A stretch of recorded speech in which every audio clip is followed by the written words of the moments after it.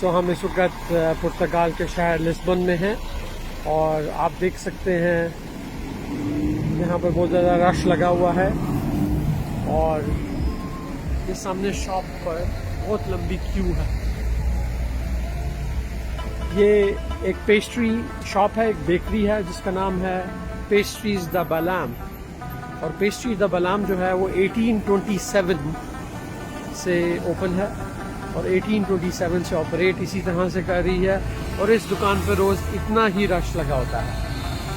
ये basically pastries बनाते हैं डिफरेंट तरह की और ये पूरी दुनिया में बहुत ज़्यादा मशहूर है।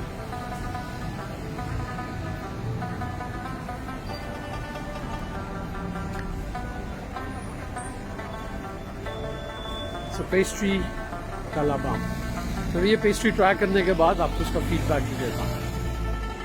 सो जैसे मैंने बताया मैं इस वक्त पेस्ट्री द बेलेम के सामने खड़ा हूँ और यह है पेस्ट्री, आप देख सकते हैं। It looks yummy, so I will taste it and tell you how it feels.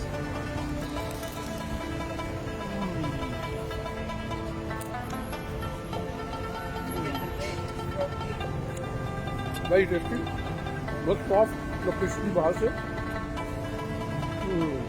तो गुड।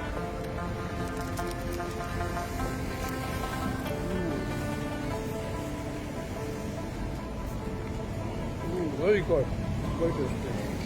Must try.